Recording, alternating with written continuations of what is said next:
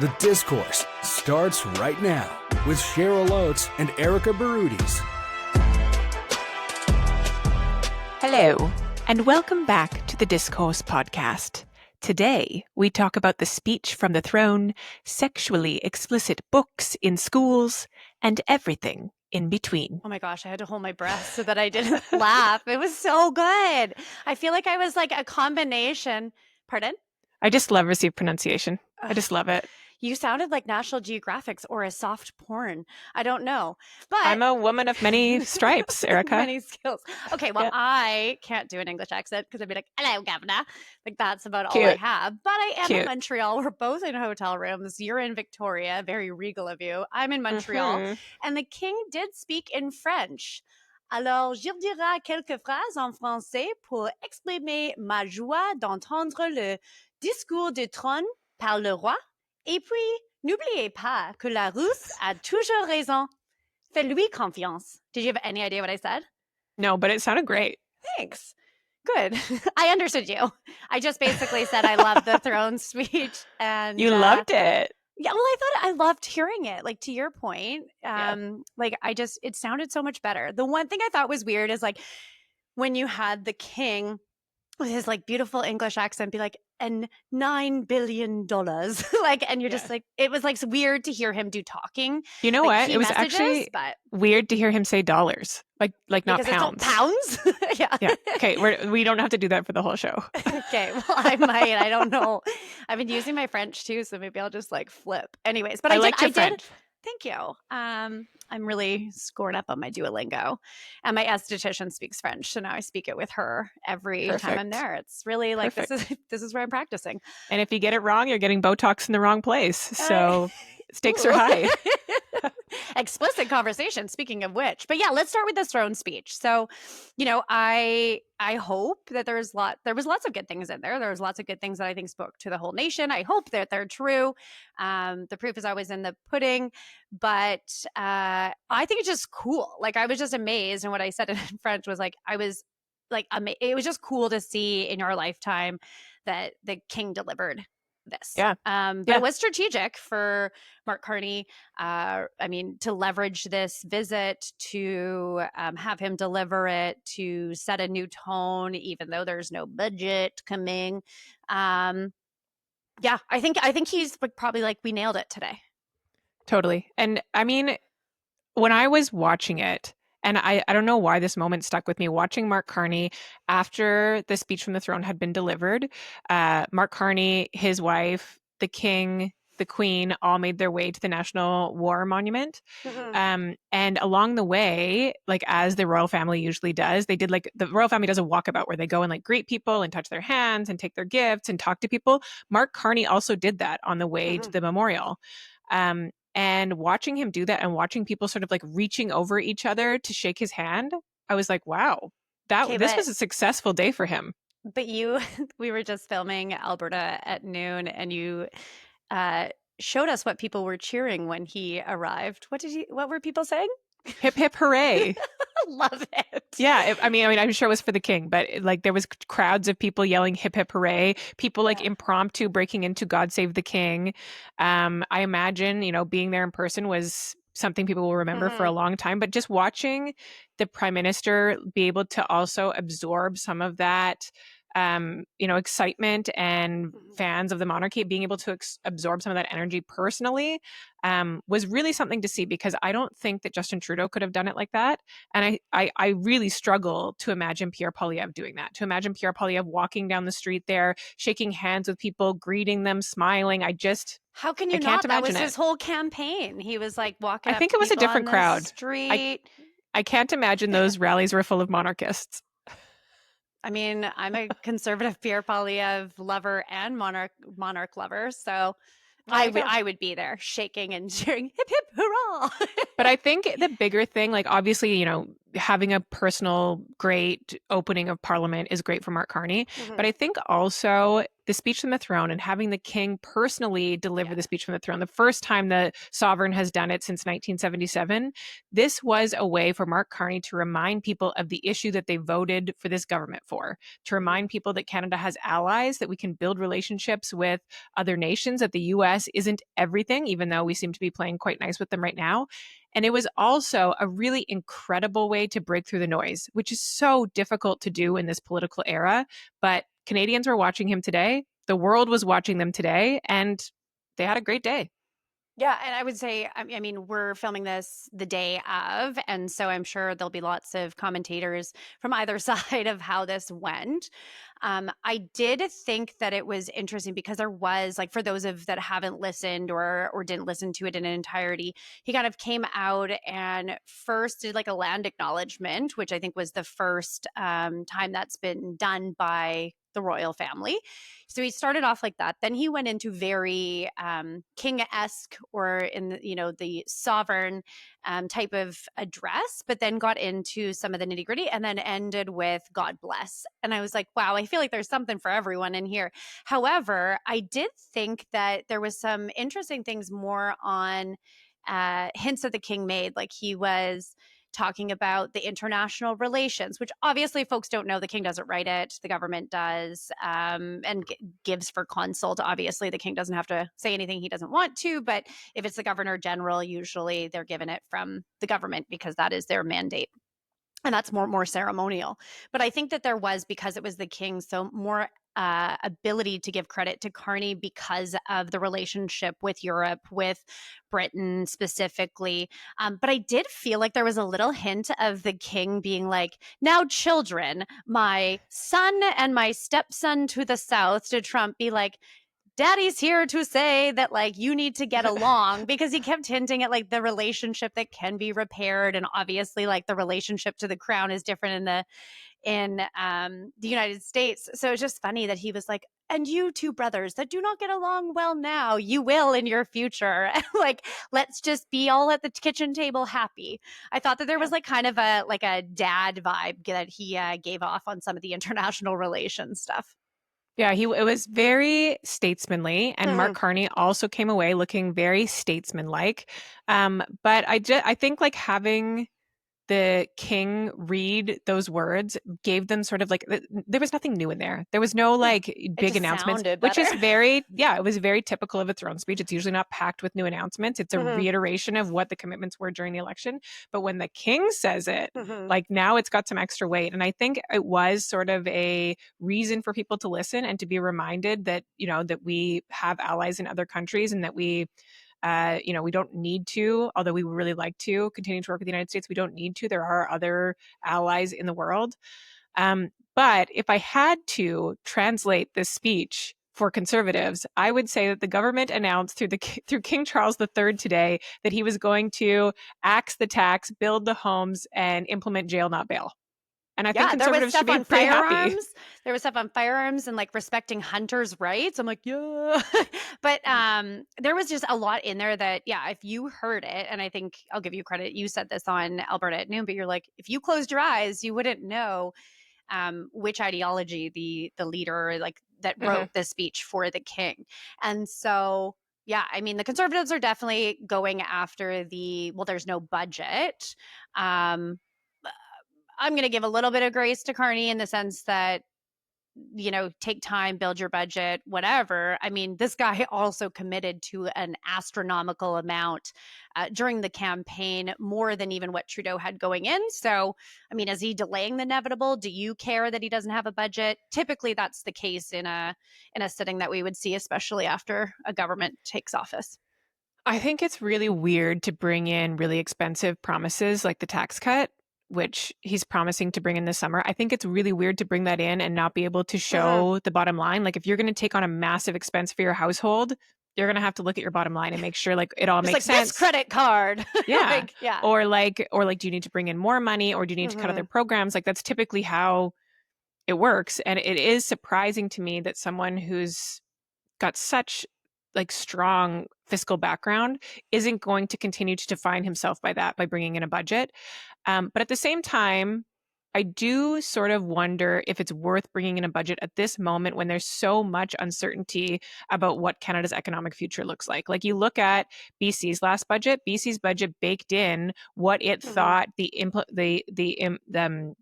budget would look like under threats from the United States.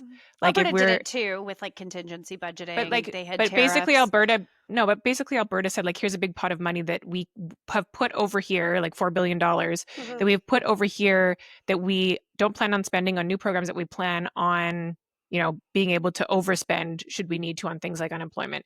BC actually baked in their economic calculations on what they thought the implications for their budget would be. But truthfully, like in this current climate, it's a best guess. And so does the federal government want a best guess is the question. Yeah. And I would say that same thing to your comparison of BC, where it's like, yeah, you did all these quote unquote economics, but, you know, like no one knows. This is my point, though. Yeah. This is my point, is that the federal government would just be guessing at this point. I think, though, it's like there was very close to a budget developed. It's not like he's starting from absolute scratch. There is a lot of cost associated with his campaign promises. I mean, it was calculated more than what Trudeau had projected. I think that it's going to be really tough for him because it's going to be a huge bandage he's going to have to rip off in the fall. So for sure, maybe he's just trying to take a short-term gain and live the high of this throne speech by not producing a budget. But that's what the Conservatives are obviously going off of right now and pushing back, because there is no accountability for all these things he's spending. I mean, even in the throne speech, like there's stuff that's coming on Canada Day. Where's that coming from, or where's the revenue going to come from? Exactly. Hopefully we announce that there's going to be like an agreement with Alberta or Western Canada before then, so we can have some guaranteed revenue in the next couple of years. Obviously, you can't build a pipeline overnight, or you can't build critical infrastructure and economic corridors, but knowing that that's there, I think can also help with that revenue stream, because he did say an operating balanced budget in year 3 too. So he's made a lot of commitments. Like that was huge commitments. A ballsy throne speech, very aspirational, and that's our episode's title. Yeah. Ballsy throne speech. Parle-moi. Okay. King. Yeah. Oh. Anyways. Okay. Do we have anything else that you want to share about that? I don't know. I don't think I could be very critical, because it's going to come down to what he actually does with it. Totally. And like, I know there is already a lot of people saying like, okay, less talk, more action. But like, truthfully, this is the way it works. You make promises during a campaign, you lay them out in your platform, you reiterate them in moments like this. It would be crazy if the government came in and was like, hey, we have a bunch of big surprises for you that you didn't vote on in the last election. This is the moment for reiteration of those promises made during the election. And then whatever time he gets between now and the next election is the time for implementation. And so I know people are anxious. I sat in the Calgary Chamber room with the Minister of Natural Resources last week, where the room was really waiting for him to talk about tangible steps forward. And of course, like he said like a million times, I was sworn in on Tuesday. I got on a plane on Wednesday. I'm here on Friday. I don't have any concrete announcements for you yet. And I think that is reasonable. The other thing about the throne speech I wanted to bring up, just because it was, I think, like, before you do that, can I just ask, like, what did you think of his tone? Because you were in the room, I think, of the Calgary Chamber. Yeah. Obviously, I think it was a good virtue signal that he was coming here, that he wanted to have that conversation. How do you think he performed? How do you think that the reception of like, okay, you showed up, that's an action, speaks louder than words, but how were his words? Like, was it reassuring? Was he committing to anything? Yeah, he started off super nervous. Like he looked very nervous, and like, fair enough. Like you've been on the job like a couple days and you're in a room full of energy executives and business leaders and community leaders who have really, really high expectations of you. Like if you're going to promise Western Canada, you know, I'm going to get sworn in and I'll be there. Expectations were really high. There was a lot of energy in the room. And I think he did what he could. Like he, you know, the room was open to him. he did fall short of like delivering tangible, like, I'm here to promise you a pipeline today, which is fair enough. Yeah. But he demonstrated that he gets it. Like, he was an investment banker. He sat on the board of Meg Energy. You could tell by the language that he used and the way that he answered Deb Yedlin's questions that he gets it, that he understands the industry. And he said a line that I think a lot of people took away as sort of their comfort from the speech, which was, we will no longer as a nation be defined by delay. We will be defined by delivery. Which is the core of so many organizations and corporations' frustrations, which is we say we're going to do things and then they just get delayed and delayed and delayed until they're dead. And so he just a first point of just acknowledging that and acknowledging the frustration of Western Canada and specifically Alberta, I think went a long way. And he promised to do more. And so he said, like, this was a priority. I'm here on my third day on the job. I'm here to meet with you and I will be back again with more to say. And I felt like people were open to that no one left the room being like, here we go again. That people feel slightly optimistic.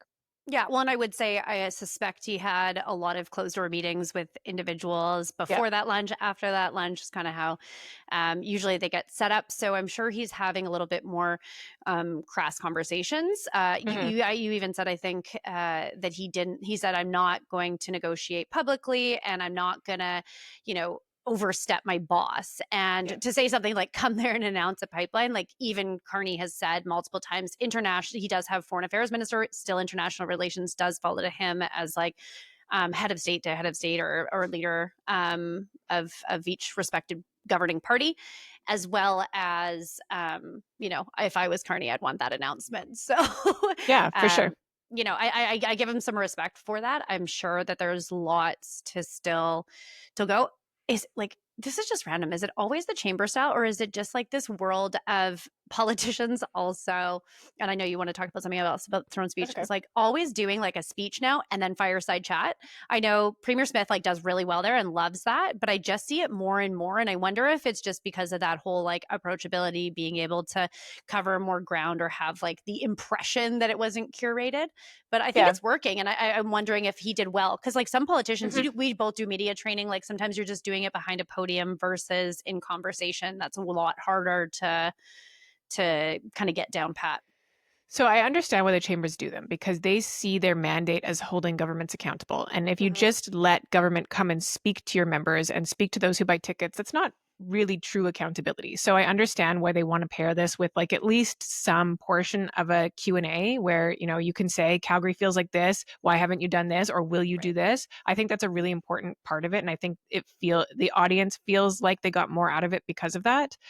He did well. Like I thought he was actually better in the Q&A than he was on stage. He relaxed a little. He really demonstrated that he understood what he was talking about. He made a couple of jokes. He looked like a real person, like not a, curated politician. So those who can really lean into those Q&As get a lot out of them. David Eby has also, come into his own in Q&As, the Premier of BC, where he really shows a lot of personality, and the fact that he can think on the fly and come up with funny lines on the fly, and that he's got a lot of humility. He does really well in Q&A like that too. So the politicians that do it really well.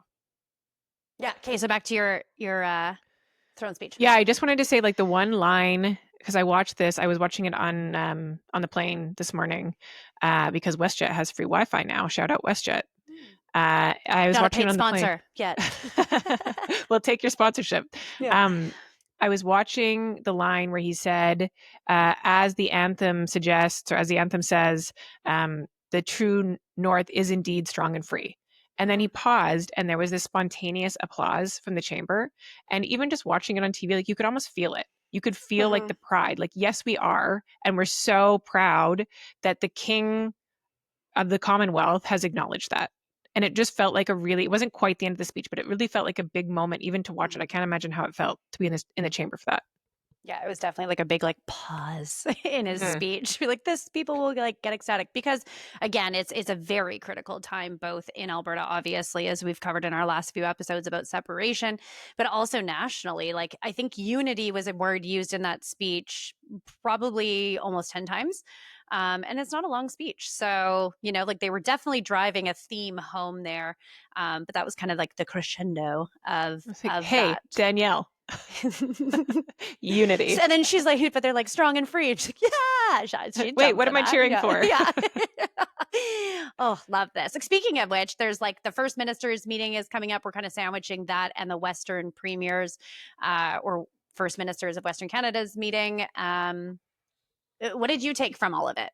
Like, first we had Western Canada. So what did that look like for you? Yeah, I think that was like a real, I don't know if you've sat in those meetings, but sometimes they are like meetings of nothing. So basically the principals, the premiers get together and everybody knows that we're driving towards a shared communique at the end. Like they want to release a press release that they can all say, we agree.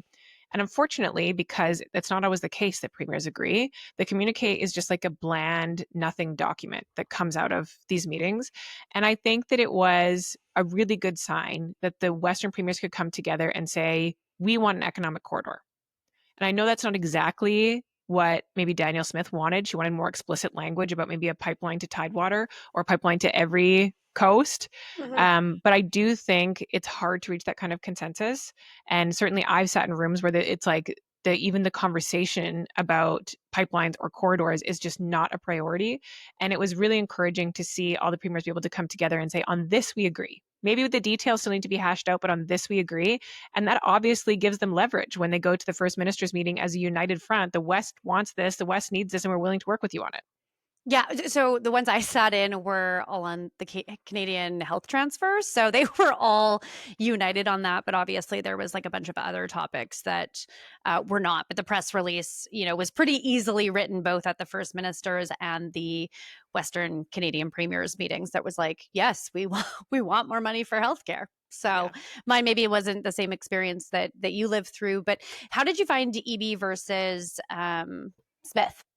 Yeah, unfortunately, I was part of an NDP government that had a disagreement with an NDP government about a pipeline, an expanded pipeline to Tidewater. And that's difficult when you find yourself in that position. Each province has to do what's best for its province. And that will be the case no matter who's in power in any government. That is the mandate of the government is to work for its people. And so at a certain point, like I do think that the NDP government in BC completely agrees that now is the time for economic security, now is the time for energy security, and is open to national energy projects and is open to economic corridors. But I think to push them to say, for example, we want you to sign off on the idea of an oil pipeline to Prince Rupert, like that's too far. That's too far to ask them to go at this particular moment.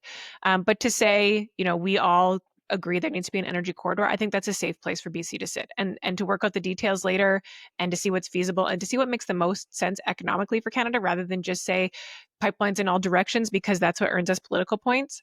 I think it's a smart move. So it sounds like they found some common ground. I would have been shocked if they had like a handshake of AB and Smith standing there with a pipeline image behind them or something, right? I do think that there is a step and more consensus. I mean, they're already looking at other industries. Something you and I like, wine, has been a more of a free trade between the two provinces. But we also have agriculture. We also have forestry. Have got like a bunch of other industries that are pretty high on both of our list of our key economics or commodities. And so I do believe that there is a continued conversation that maybe wasn't really on the table in the same way before. But hopefully we have a federal government that also lets the provinces come to their own agreements and maybe will also support these economic corridors in a better way than we saw from little JT.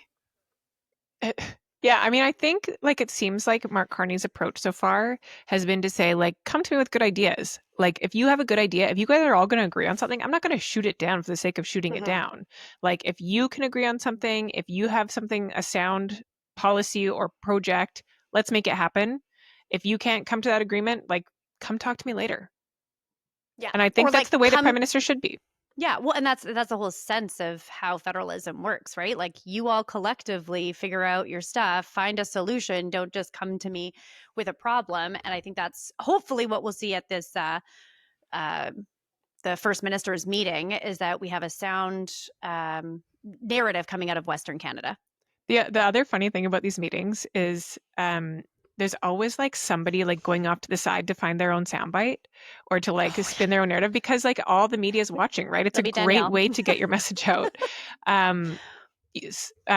Brad Wall was exceptionally good at this. So was Christy Clark, of just like, saying one thing, being super cordial in the room, and then you like blink and she's off to the side holding her own press conference, making her own clips, defining like what the narrative of the press conference was. She was so good at that. And so it'll be interesting to see who breaks ranks at the First Minister's meeting for their own personal gain. I have my bets, but let's see what happens. Okay, on the count of 3, say who. I wonder how Wab Canoe plays it out, because he's pretty like level, seems, comes to the table, is not a super ideologue in how he does this, but he would be the best because like he's so friendly and they're just like, hey guys, what's up? Like, how do you do? I'm Wab Canoe. Yeah, how do you do? Screw these Canoe. guys. I just shit on all over you. Oh, you should send them that rhyme. That's good. Well, no. They should be listening to the podcast to get it firsthand. Right. By-elections, though. Yeah. 3 by-elections. Finally, like almost on the deadline called in Alberta. Finally for one, the other 2 just happened. I know, but like she said that she was going to call 3 together to save the taxpayers' money, right? Yeah, love it. But so they're all if that called. was the case, she had to call them now. Yes. Because she strung out Nenshi's seat for as long as she possibly could. Nenshi could have run. We gave him an option. He said, no, thank you. No, that is not reasonable, Erika. It's not reasonable to say, we gave you an option, so like screw those people in Edmonton, Strathcona. They don't need a representative. Well, they did have one till January. Like, That's 6 months without an MLA. Yeah, but he doesn't even live here, so what does it matter? He's not going to be here for them anyway. Like he'll be it's not about him. It's not about him. It's about Edmonton, Strathcona. I think Nenshi thinks it's all about him. Everything is about him. That may be true, but I'm saying from a government perspective, like 6 months without an elected official because the government refuses to call your by-election because they don't want the leader of the official opposition to have a seat in the House. Yeah, I think in hindsight, knowing how he's conducted himself, they're probably like, damn, we should have put him in the House. All of those sound bites of him being like, blah, blah, blah, blah, probably could have done them well. So who knows what they think in hindsight. 3 are called. June 23rd is the election date. So if you're not following Edmonton, Strathcona, Edmonton, Ellerslie, and Old Didsbury, Three Hills, because that is the Speaker's old seat, Rod Leola, who stepped down as an opportunist to run for the Liberals, but then they found out that he isn't maybe the most ideal candidate, kicked him out. You guys won't take him back. And so here we are in a by-election, and then obviously Rachel Notley's seat. Do you have any ad-libs that you'd like to add to those I just think it will be like by-elections sometimes completely go under the radar. Like nobody really cares. But I do think at least 2 of these seats will be watched very closely by media. One, obviously, Naheed Nenshi's seeking a seat in the House, the leader of the official opposition seeking a seat in the House. Media is going to be interested in how he presents himself to Edmonton, Strathcona. I think there's a pretty good chance he wins that seat, but how he presents himself and how he presents the future under the NDP, given that platform. And then the other one that will be interesting to watch is, of course, Old Didsbury, where the leader of the Republican Party of Alberta is running. And he's going to get a ton of oxygen. That by-election is going to be watched very closely because this is the story of the day right now. Like you have media flying in from all over the place to cover Alberta separatism, and he is the face of Alberta separatism at the moment. And can you imagine what a pain in the ass he would be if he was in the House with Danielle Smith? We talk about this every week. Somehow we're like, the 3 caballeros that would be like sitting in the corner of Cam Davies, Scott Sinclair, and Pete Guthrie, should that happen. Now, I don't think that they're going to win. I think that they've got a good candidate in Tara Sawyer down there. But you're right. There's going to be a lot of media coverage on that. I hope she's got some good media training because I don't think Cam cares what he says necessarily in the same way that the UCP needs her to hold a message. I do want to ask you, though, about Naheed's riding, because if you ever look historically, it's only ever gone NDP federally, or back in the day, like conservatives have been closer, usually the second place, never liberal. Nenshi's pretty liberal.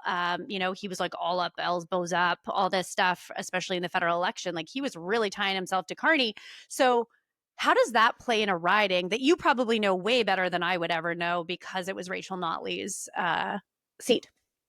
I mean, I think for the people of Edmonton, Strathcona, Naheed Nenshi represents the NDP. He's the leader of the NDP. Like you can look at where he stands or what rhetoric he uses and say, he sounds like a federal liberal or whatever, but he's a New Democrat. He's the leader of the Alberta New Democrats. And so I don't think Edmonton Strathcona will view him as anything else but pure NDP. Well, we'll see. There's a young woman that's Darby Couch. I hope I'm saying her last name wrong because I get mad when people don't say mine right. But is running in that area for the Conservatives. Definitely a different face than I think we've seen in federally or provincially in Edmonton, Strathcona. So we'll see how that one goes out. But yeah, you're right. Poor Ellerslie. Like we're not even talking about it. But we'll see. I think like that's definitely just a different style of campaign than what we're going to see in the other two ridings. Well, I mean, it shouldn't be dismissed, right? Like there's those who have said, that the UCP is making real progress in Edmonton. And so if that's the case, if there are really seats up for grabs in Edmonton, we will see that come through in the numbers in the Ellerslie result. Yeah. So that will be interesting to watch as well, even though, we don't have a high profile leader of a party running there. It will still be really interesting to watch. The other thing for Old Didsbury is that I don't think in a general election that people would be interested in thinking about voting for the Republican Party. But for those that want to send the government a message, that are unhappy with the way that Danielle Smith's performing, that follow the mantra of she's not really a true conservative and want to just send a message to her that they want to see conservatism in this government, Cam Davies might be their choice, because they're not talking about changing the government. They're not talking about putting the Republican Party in power. Yeah. They're talking about giving the middle finger to Danielle Smith and electing the other guy. And sending a message, right? Yeah. So typically for our listeners, a by-election usually has low voter turnout. I think that there's 3 of them. So the reminder and even Main Street media will be higher. There's some high-profile individuals running. The Republican Party putting its first candidate forward. I think that we're going to see a higher by-election turnout in and across these ridings, because both parties are really going to invest in, their digital strategy as well as their ground game. And media is just naturally going to cover it more because you got 3 to watch, right? Ellerslie, you're right. I think when we look at, typically where I think that the UCP could penetrate Edmonton is obviously around the outskirts, more the suburban area. And it kind of starts in that Ellerslie area and then goes to the west of the city and then up.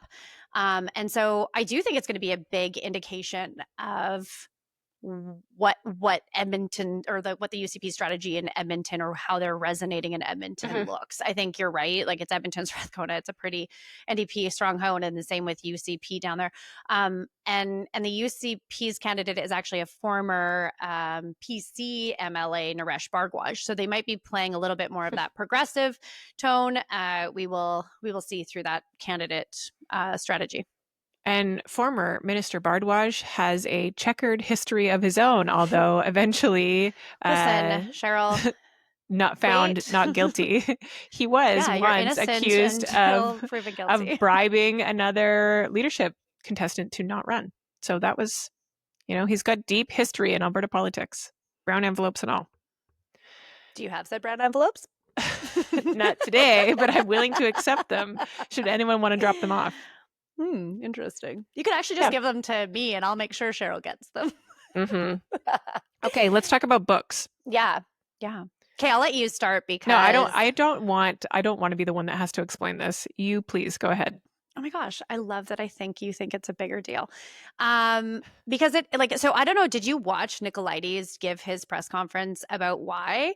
I think everyone should watch this. One, because Demetrius Nicolaides is a very honest politician. In the sense that he's made some really tough decisions when he was in advanced education. Stakeholders still liked him, even though he made some pretty aggressive reforms. And then he went over to education. He's a father now of 4 children, maybe 5. But anyways, really great guy, and came out because he was very clear in his press conference. He even addressed the fact that he was we have done a thorough investigation, found that there's pornographic or sexually explicit content being shared in classrooms, and we are not okay with that, which I think most people would be okay with that. So in our purview of overseeing municipalities and school boards, like we are, and overseeing education, we are going to ensure that these types of materials are not in classrooms. He made it very clear that this wasn't like a book burning, like anything about any like orientation or how history is being depicted or anything. Like, this is about content. And he said specifically that there's like, I don't know if they're graphic novels or what, but there is imagery is what he said. Yeah. And he said, like, I can't even show you the content because if a child watches this, like, it is pornography, and we've been advised that like that's criminal. And so I do think that this is a serious issue that happened, or something that they had to address. I'm sure the government didn't want to. Like, you could even see it in the way that he was expressing, like, I hate that I have to do this, because not because he didn't want to, but because it was like kind of gross if you think about the fact that that's what's potentially in classrooms. Before I give you the mic, I just want to say, like, we actually, and I was really proud of the teacher for doing this. One of my stepdaughters, who's in grade 6, had their teacher write us and say, hey, just a reminder, like, we love that kids are reading, that they're bringing, they're obviously reading at home because they're bringing those books to school. However, there's some books that are not school appropriate. And like, if you're a parent, that's your parental choice, but you're not allowed to bring them to school. And she referenced some of those things, like that they were maybe sexual beyond what they like. The curriculum allows students to learn about sex at a grade 6, things like that. And I actually really appreciated that the teacher said, like, those books are not allowed. Here's a list of these types of suggested reading for this age appropriate group. And she's at a school that's K-9, and this is what he was talking about. So I actually really like that the teacher did that. And I think that this is kind of the government doing the same thing. Yeah, like on its face, yes. Like, if you just want to say, should sexually explicit books be allowed in schools? Like, I think it's easy for everyone to say, like, no, of course not. Like, let parents decide, how their kids and when their kids are exposed to something like that. What I worry about this is that this is just another one of these things where the government says something that sounds super reasonable and completely overreaches. And we saw this with access to healthcare for trans kids, when they say they're protecting children, but really they're taking the rights away from parents and kids to access medical care, even when doctors and parents agree that it's the right thing to do. And in this case, like, I haven't read these books, but if you look at the commentary, like, there are news outlets that have contacted the authors to talk to them about what's in the book, and they've said, like, this is not sexually explicit. Like, there's the stuff in here is commentary about the things that people in the church said to me about being gay. And so, yes, I completely agree. Like, I don't want sexually explicit materials to be offered to my daughter.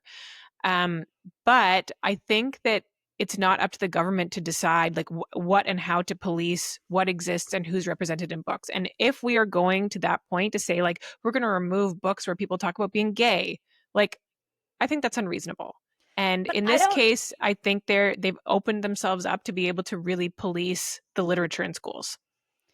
But I would say, like, they're not going out and saying you can't go to your public library and get this. You can't go to other institutions. We're not like banning that from coming into the province, but they do oversee the jurisdiction of education.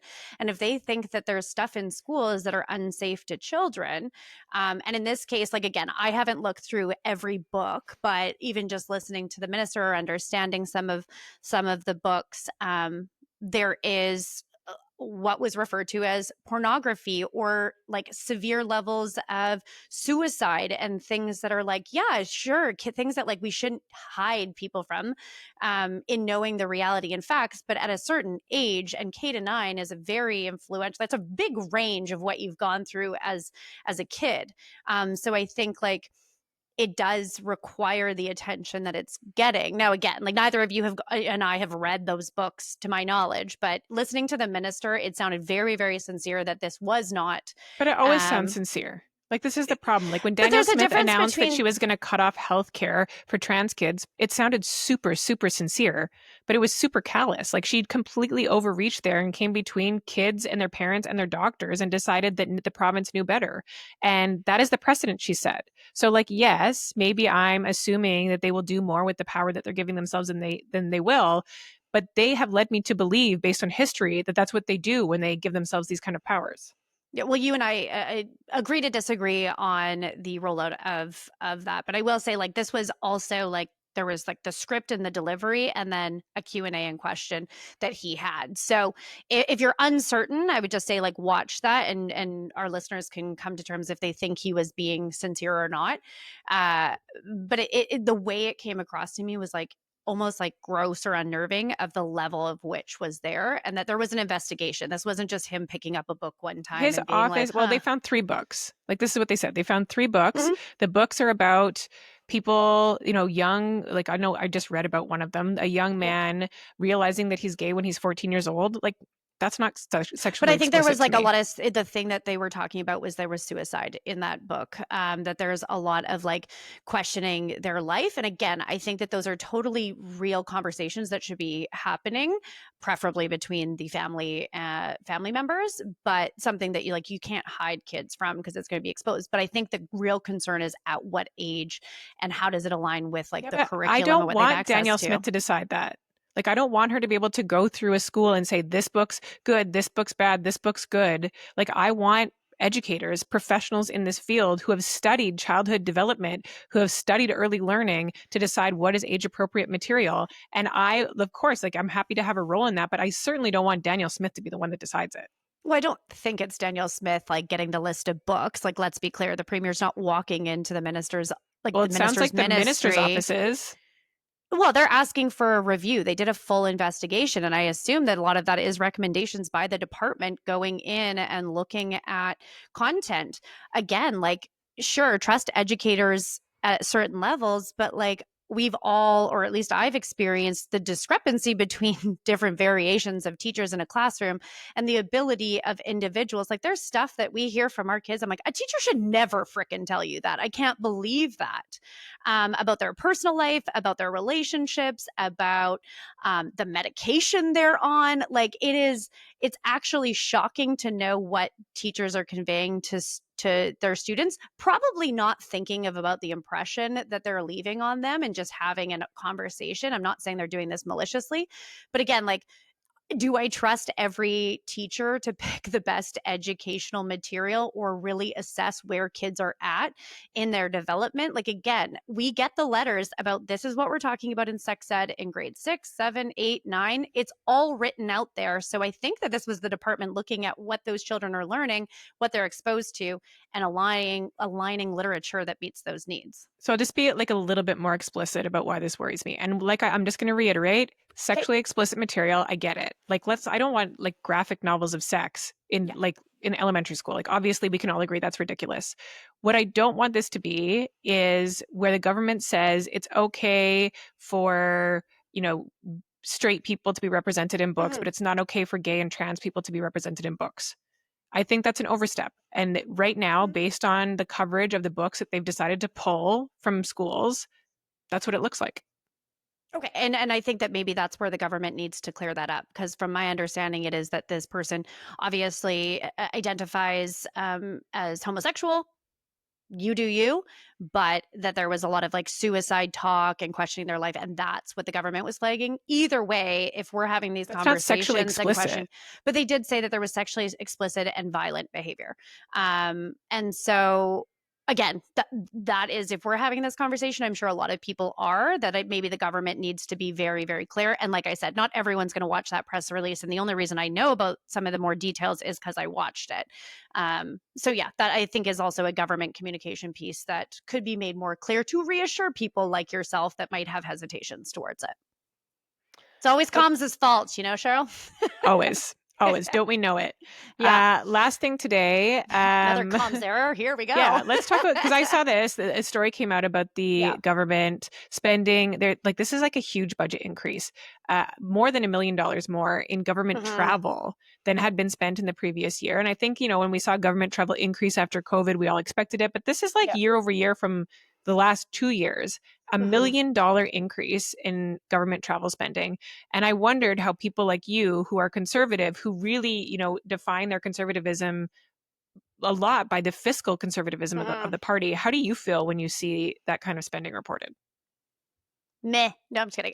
No, like I Don't care. yeah. Go, Danielle, go. You know what? I want to know the accountability. Like I would expect an increase because of all the trips to the US, needing to secure maybe some trade. I know a lot of ministers are traveling to um, Eastern and Western Europe, Asia to secure partnerships. Obviously, the States. Like, I do think right now is a critical time, but I would have just got out in front of it. Been like, yeah, what, all of these things come with a price tag, and we recognize that. And we're trying to value tax dollars. We are increasing this because this is a critical time to fight for our economy and look at how we can partner or enhance our relationships around the globe. And so I don't like it unless there's a good justification, and I would just think that you would give that justification to the taxpayer, and then I would be okay with it. Like if you're going to justify or show where that money is spent, great. If there's an Yeah. ROI, I'm okay as a conservative to see that.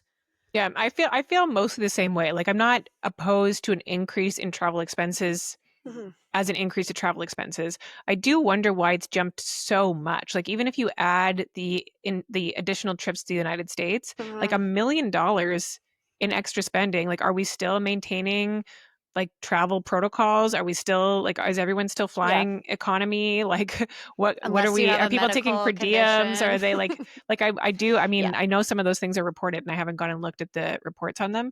But it does seem like it has gotten a little bit out of control. And I think again, government spending on travel when we have a return on investment and it's necessary, I'm completely for it. Like those yeah. budgets fluctuate, but this seems like a lot.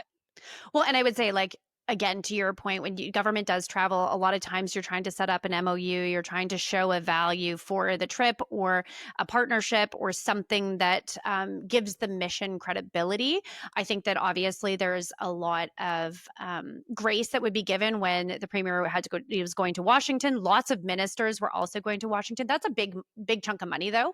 I can guarantee there's a journalist out there that is doing this due diligence, going through everyone's expense reporting, seeing where they're eating, seeing where, like it does expose the government, especially for not maybe doing enough proactive stuff of like, here's 20 MOUs that we've signed. Here is this many missions. This is ministers traveling very tight. Like they release itineraries and none of them look glamorous. Like if you you go on a mission, it's not like you get to see things. You're in like a hotel room, a board meeting room, or doing a tour for photo op purpose. Like it's all just meetings. Like you cram those stuff in. So I do think that it's like, are those protocols being followed? And we were all allowed to upgrade yourself, but you paid for that out of pocket, not to the tax dollar. Yeah. Or taxpayer. So, I mean, I guess we'll see. I also think it's a little bit tough to show return on some of that investment. Like, can you always show a deliverable for diplomacy? Like, no, some of those things are like, let's build relationships long term so that we, when we really need something, the relationships exist. That is very beneficial to Alberta and to Canada. But is there a deliverable from that trade mission? There's probably never a deliverable from those kind of trade missions. Yeah. But at a time when the government is talking about like tightening its belts and wanting to get the budget back in balance. When did it tighten its belt? But when you think about the way that Minister Horner rolled out the budget, like this is what he said. Like I was at his chamber address where people put up their hands in the audience and said, "What about my money for this? What about my money for this? Why did you freeze post-secondary?" And he's like, "Have you not looked at it? We have no money." Yeah. And so if that's the message of the government, then stop spending the money or show why you're spending it on. Well, exactly. And that's where, like, as coming back to your question, like, how do I feel about it? I never want to spend money that I don't do it in my own budget. And I don't think the government should do that on my tax dollars without explaining why. Like, I might go buy a fancy new pair of shoes, but I can justify it. Yeah. And we know that when you, like, if someone, goes and digs through all these travel documents, if there are some unnecessary expenses, those are the kind of things that bring governments down. $17 orange juice, limo rides instead of car rides, flying, first class wherever you're going. Like those things the public has very, very little patience for. Absolutely. And that's the thing is I think the proactive side, I think, really could have addressed some of this or how they chose to roll it out. I mean, there is a cost to doing business. Absolutely. But that's, I think $1 million sounds tough for the average person to fathom is an increase. So I just think that they can probably release it. I'm like a dumper. Like, I'm just like, give everything to, like, you know, if you're doing it right, or make it a one-day story. Say it all, say it fast, make it true. Yeah. And that's our show for today. And that's our show for today. We drop new episodes every Thursday morning, not every morning. Oh God. I was like, ah. Every Thursday morning at 5 a.m. And you can also like and follow us on X, on TikTok, and on Instagram. Yeah. And so when you're listening to these episodes on YouTube or wherever you get your podcasts, make sure to like and subscribe. And we always love the comments. See you next time. God save the king.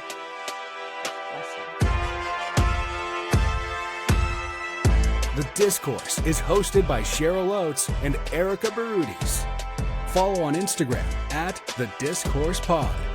Subscribe to The Discourse on YouTube and wherever you get your podcasts.